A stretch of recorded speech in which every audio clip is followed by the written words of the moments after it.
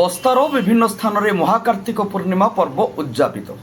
পবিত্র মহাকার্তিক পূর্ণিমা উপলক্ষে প্রত্যুষରୁ ভক্ত শ্রদ্ধাଳୁ হবিষ্যাଳୀମାନେ ପ୍ରାଚୀନ ଓଡ଼ିଶାର ନୌବାଣିଜ୍ୟର ପ୍ରତୀକ ପରମ୍ପରା ଅନୁଯାୟୀ କଦଳୀ ପଟୁକା କାଗଜ ଓ ସୋଲ ଡଙ୍ଗାରେ ପାନ ମୁଗ ଗୁଆ ବିରି ଇତ୍ୟାଦି ଥୋଇ ଏବଂ ଦୀପ ଜାଳି ଉତ୍ସବ ପାଳନ କରିଛନ୍ତି।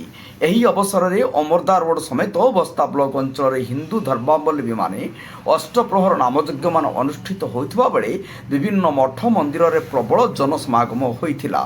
ସେହିପରି ସ୍ଥାନୀୟ ଅମରଦା ରୋଡ଼ ନୋଟାକୋଟା ପଞ୍ଚାୟତ ସ୍ଥିତ ବଡ଼ଚାରି ଗାଁ ଗ୍ରାମର ପ୍ରତିବର୍ଷ ପରି ଗତ 7 ଦିନ ଧରି ଚାଲିଥିବା ପଞ୍ଚମ ବାର୍ଷିକ କାର୍ତ୍ତିକ ପୂର୍ଣ୍ଣିମା ଉତ୍ସବ ମଙ୍ଗଳବାର ବଡ଼ଚାରି ଗାଁ ଶ୍ରୀ ଶ୍ରୀ ଝଗଡ଼େଶ୍ୱର ଶିବ ମନ୍ଦିର ପ୍ରାଙ୍ଗଣରୁ ଶହ ଶହ ଭକ୍ତ ଶ୍ରଦ୍ଧାଞ୍ଜଳୁ ଓ ହବିଷ୍ୟାଳୀମାନେ ଦଧିହାଣ୍ଡି ମୁଣ୍ଡାଇ ଶୋଭାଯାତ୍ରାରେ ବାହାରି ବଡ଼ଚାରି ଗାଁ ଶ୍ୟାମସୁନ୍ଦରପୁର ଅମରଦା ରୋଡ଼ ବଜାର ପରିକ୍ରମା କରି ହୁଳହୁଳି ଶଙ୍ଖନାଦ ଘଣ୍ଟନାଦ ହରେ କୃଷ୍ଣ ହରେ ରାମ ଓ ମୃଦଙ୍ଗ ବାଦ୍ୟରେ ଅଞ୍ଚଳକୁ ପ୍ରକମ୍ପିତ କରିଥିଲେ। ଏହି କାର୍ତ୍ତିକ ମାସରେ ଦେବଦର୍ଶନ ପୂଜା କରିବା ଦ୍ୱାରା ରୋଗ ପାପରୁ ମୁକ୍ତି ମିଳିବ ବୋଲି ବିଶ୍ୱାସ ରଖି ଏହି ପୂଜା କରିଥାନ୍ତି।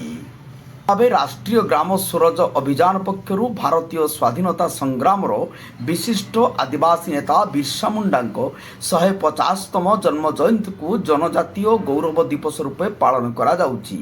ଏହି ଅବସରରେ ଭାରତ ସରକାରଙ୍କ ପଞ୍ଚାୟତ ରାଜ ମନ୍ତ୍ରାଳୟ ଦ୍ୱାରା ଦେଶର ସମସ୍ତ ଅନୁସୂଚିତ ଜନଜାତି ବହୁଳ ଗ୍ରାମ ପଞ୍ଚାୟତରେ ସ୍ୱତନ୍ତ୍ର ଗ୍ରାମସଭା ଆୟୋଜନ କରାଯାଇଛି।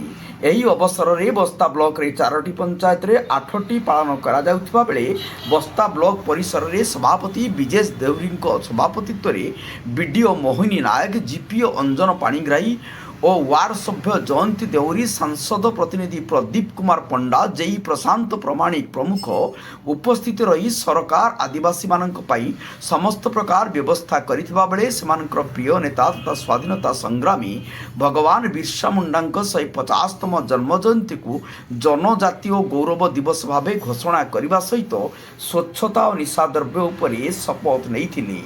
ବସ୍ତାରୁ ଶିରିଷ ମହାନ୍ତିଙ୍କ ରିପୋର୍ଟ, ଜନତା ଏକ୍ସପ୍ରେସ।